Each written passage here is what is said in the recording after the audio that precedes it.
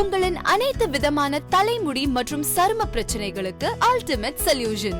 We Care Hair and Skin Clinic 909428888. இன்றைக்கு காட்சிங்கிறது ரொம்ப அவசியமாக இருக்கிறது. நான் மீடியாவில் 1975-76 அதாவது எமர்ஜென்சி காலத்தில் எந்த காலத்தில் மீடியா இல்லையோ அந்த காலத்தில் மீடியா உள்ள நுழைந்தவன் நான். அதிலிருந்து நான் ஆடிட்டர்னு சொல்லி ரொம்ப கஷ்டப்படுத்துறாங்க. நான் ஆடிட்டரே இல்லை, என்னைக்கோ எனக்கும் அவருக்கும் ஒரு தொடர்பு இருக்குங்கிறதுக்காக என்னை ஆடிட்டர்னு இன்ட்ரடியூஸ் பண்ணேன். நான் என்றைக்கோ பத்திரிகையாளனாக மாறி எனக்கு இந்த ஆடிட்டர் தொழிலே வேண்டாம். 1979 தான் கடைசி பேலன்ஸ் ஷீட் நான் கையெழுத்து போட்டேன். அதுக்கப்புறம் போடலை. யாருடைய பேலன்ஸ் ஷீட்டையுமே மனப்பூர்வமாக கையெழுத்து போட முடியாதுன்னு தெரிந்ததுனால அதை நான் விட்டுவிட்டேன். ஆனால் இன்னும் ஆடிட்டர் இவர் ஆடிட்டரா, அதனால என்னையும் சேர்த்துக்கிறார். நான் ஆடிட்டர் இல்லை, ஆடிட்டராக இருந்ததே கிடையாது. 79க்கு அப்புறம் அதை முழுவதாக விட்டுவிட்டேன். ஆனால் தமிழ் பத்திரிகை உலகத்தில் யாரும் என்னை பத்திரிகையாளன் என்று ஏற்றுக்கொள்வதற்கு தயாராக இல்லை. அதனால் என்னை ஆடிட்டர்னு அவங்க சொல்கிறாங்க. பத்திரிகையாளர் என்று சொல்வது கிடையாது, துக்ளைட் எடிட்டர்னு சொல்கிறதே கிடையாது யாரும். ஆடிட்டர் குருமூர்த்தி. இது ஏன் கூறுகிறேன் என்றால், இந்த பத்திரிகை உலகம் எப்படி சீரழிந்தது என்பதை 50 ஆண்டுகளில் என் கண்ணால் பார்த்துருக்கேன். ஒரு காலத்தில் எடிட்டருக்கெல்லாம் ஒரு வீடு கிடைக்காது, வீடே இருக்காது, வாடகை வீட்டில் தான் இருப்பாங்க. இன்னைக்கு கிட்டத்தட்ட எல்லா எடிட்டரும் டெல்லியில் ஃபார்ம் ஹவுஸ் வச்சுருக்காங்க. இதுலேருந்து அந்த பத்திரிகைகள்லாம் என்ன செய்கிறது என்பது உங்களுக்கு தெரிய வேண்டும். பத்திரிகை என்றால் பணமே கிடையாது. 1975, 76, 77 காலகட்டத்தில் இந்தியன் எக்ஸ்பிரஸ் நடக்குமா நடக்காதா என்று தெரியாது. அடுத்த மாதம் சம்பளம் கொடுக்க முடியுமா முடியாதான்னு தெரியாது. அரை மாதம் சம்பளம் கொடுத்துருக்காங்க. சம்பளத்தை வேண்டுமென்று அவங்க விருப்பப்பட்டு ஜேர்னலிஸ்ட்லாம் சம்பளத்தை குறைத்து வாங்கி இருக்கிறார்கள். இதுதான் பத்திரிகை உலகம். இன்றைக்கு பத்திரிகை உலகம் என்பது பணம் தேடும் உலகமாக மாறிவிட்டது. அதனால அதுக்கப்புறம் நம்ம டிவி உலகம் அதை விட மோசமா போச்சு. இதுல மாற்று விஷயங்கள் தேவை. இந்த விஷம் பரவுவதில் எங்கோ ஒரு இடத்துல அமிர்தம் இருக்கிறது என்பதை காட்ட வேண்டிய ஒரு காரியத்தை நீங்க பண்ணிட்டு இருக்கீங்க. சங்கரா டிவிங்கிறது ரொம்ப அவசியம். எங்கள் வீட்டில் காத்தால எழுந்த உடனே சங்கரா டிவி தான். ஏன்னா ஒரு தூரம் ஷோ சொன்னார், ரஜினிகாந்தை போய் பார்க்கலாம் வாயா அப்படின்னு. ஷோக்கு எனக்கும் ஒரு ஆத்மார்த்தமான உறவு உண்டு. நான் சொன்னேன், சார் அங்கே சினிமா ஷூட்டிங் போகலாம், சினிமா ஷூட்டிங் பார்த்துருக்கியா நீ அப்படின்னு கேட்டேன். நான் பார்த்து கிடையாது சார். அங்கே அழிச்சின்னு போனால் அங்கேருந்து அந்த படத்தின் பேர் படையப்பான்னு நினைச்சேன். அது ஒரு டான்ஸ் சீனு. நான் உட்காண்டிருந்தேன். 3/4 மணி நேரமோ 1 மணி நேரமோ குதிக்க வச்சான்னு வெளியில் பார்க்குறதுக்கு எவ்வளோ சிம்பிளாக இருக்குது, இவ்வளோ வேலை வாங்குறாங்க அப்படின்னு நினச்சிட்டு அப்புறம் ரஜினிகாந்த் உட்காந்தார். நீங்கள் படம் பார்த்துருக்கீங்களா சார் அப்படின்னு. இது வரைக்கும் பார்த்து கிடையாது சார். சார் இந்த படத்தை நிச்சயமாக பார்க்கணும் சார் நீங்கள் அப்படின்னு. அதுக்காக அந்த பழைய பார்த்தேன் நான். ஆனால் 1977, 78க்கு அப்புறம் 75, 76க்கு அப்புறம் 2 விஷயத்தை நான் விட்டேன். ஒன்று சினிமா, இன்னொன்று கிரிக்கெட். அந்த பீரியடில் நாட்டில் 1 லட்சம் பேர் ஜெயிலில் இருக்காங்க.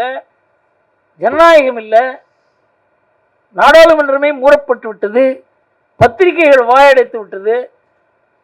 எனக்கு ஒரு 180 குடும்பத்துக்கு ரேஷன் கொடுக்கறதுக்கு நான் எல்லார்ட்டையும் போய் பிச்சை எடுப்பேன் அந்த பீரியடில். அப்போ போகும்பொழுது கவாஸ்கர் 4 அந்த டிரான்சிஸ்டர் வச்சுட்டு நாடே இந்த நிலைமையில் இருக்கு. ஆனால் கிரிக்கெட் முக்கியம். அதே மாதிரி சினிமா. எப்படி நம்ம மனது நம்ம நாடு, நம்முடைய தர்மம், நம்முடைய பாரம்பரியம், இது எல்லாத்திலேருந்தும் விலகி கேளிக்கையில் எப்படி நம்ம நாடு ஈடுபடுகிறதுங்கிறத நான் பார்த்த அப்புறம் என்னால் வேற ஒன்றும் பண்ண முடியாது. அதனால் இந்த கிரிக்கெட்டையும் சினிமாவையும் விட்டேன் நான். என்னால் I could not come to terms with such an artificial life. இன்றைக்கு பார்த்தீங்கன்னா வீடுகளே அப்படி மாறிவிட்டு பல பெரிய தொழில்களோட பழகிற வாய்ப்பு எனக்கு உண்டு. இன்றைக்கு நாட்டில் இருக்க பல தொழில் குடும்பங்கள் எனக்கு மிக நெருங்கியவர். ஒரு காலத்தில் ரொம்ப சிம்பிள் லைஃப் ஸ்டைல் இருப்பாங்க. இன்றைக்கு அவங்களுடைய ஆடம்பரத்தை பார்க்குறேன் நான். இதெல்லாம் எப்படி வந்ததுன்னு கேட்டால், இந்த மாதிரி ஒரு கருத்து அவங்களுக்கு சென்று அடைவதற்கு வழி இல்லாத போய்விட்டு. அதனால இது ஒரு நல்ல முயற்சி. இது ஒரு சீட் தாட்ஸ் ப்ரோக்ராம். இதை பெரிய அளவுக்கு எப்படி கொண்டு போவது என்பதை பற்றி நாம் எல்லோருமே யோசனை பண்ணணும். இன்றைக்கு சோஷியல் மீடியாங்கிறது ஒரு பெரிய அளவுக்கு வளர்ந்து விட்டது. இன்றைக்கு நாம் ஒரு சாதாரணமான ஒரு ஆன்மீக பாரம்பரியமாக இல்லை. இன்றைக்கு நான் கிட்டத்தட்ட ஒரு 1200 ஆன்மீக அமைப்புகளோடு எனக்கு தொடர்பு இருக்கு. இந்த இந்து ஆன்மீக சேவை கண்காட்சி ஆரம்பித்த பொழுது அதை 10 வருஷம் நடத்தினதில் எங்களுக்கு ஏற்பட்ட அனுபவம் என்னவென்றால், இவர்கள் எல்லோரையும் கொண்டு வந்தாலே ஒரு பிரம்மாண்டமான ஒரு காட்சியாக தெரிகிறது. கிட்டத்தட்ட 10 லட்சம் பேர் வருவாங்க அந்த ஃபேருக்கு. ரமணாசிரமம் பார்ட்டிசிபேட் பண்ணிட்டு இருக்காங்க. அதில் எல்லாருக்குமே ஒரு இணக்கம் ஏற்பட்டது என்னவென்றால், இது இந்த அந்தந்த இயக்கத்தினுடைய முக்கியத்துவத்தை அவங்க கூறுவதற்கு அவங்களுக்கு எல்லா விதமான அதிகாரம் இருக்கிறது. ஆனால் இந்த மாதிரி ஒரு நிகழ்ச்சியும் அவங்க மூலமா எல்லாருக்கும் காண்பிக்க வேண்டிய கடமை இருக்கிறது. அவங்கள போய் பார்க்கணும். நம்ம அமிர்தானந்தமயி, ஸ்ரீ ரவிசங்கர் எல்லாருமே போய் பார்க்கணும். உங்களுடைய சேனல் இது போடுங்கன்னு சொல்லுங்க. நீங்க சங்கரா டிவியில போட்டு முடித்த பிறகு அதோட நிற்காத. ஏன்னா லட்சக்கணக்கான பேர் அவங்களால ரீச் பண்ண முடியும். அவங்களுக்கு இது தேவை. அதனால இதை பத்தி யோசனை பண்ணணும். இது ஏதோ ஒரு டிவியினுடைய ப்ரோக்ராம், அதை பார்க்குறவங்களுக்கு மாத்திரம்தான் இந்த விஷயம் தெரியுங்கிறது இல்லாத எல்லா ஸ்பிரிச்சுவல் ஆர்கனைசேஷனையும் இதில் இன்வால்வ் பண்ணணும். என்னன்னு கேட்டால், சங்கரா டிவி எல்லா ஸ்பிரிச்சுவல் ஆர்கனைசேஷனையும் அப்ரோச் பண்ணணும். நான் அதுக்கு வேணும்னா ஹெல்ப் பண்ணேன். ரீச் பண்ணி அவங்க சேனலில் இதை போட வைக்கணும். ஏனென்றால் இது அங்கே போவது அவசியம். எல்லோருக்கும் இந்த கருத்து அவசியம். இது மாதிரி ஒரு விஷயம் இருக்குன்னே தெரியாது, இந்த அனுபவங்களே இல்லாதவங்க. அதனால் இதை பற்றியும் நாம் யோசனை பண்ண வேண்டும் என்று கூறி, இங்கே ஒரு வித்தியாசமான ஒரு கூட்டத்தில் ஒரு வித்தியாசமான ஒரு உணர்வுகளோட என்னுடைய பழைய நினைவுகள் அது நிறைய வருது. ஆனால் அதை பேசினா இன்றைக்கி பேசிக்கொண்டே இருப்பேன்.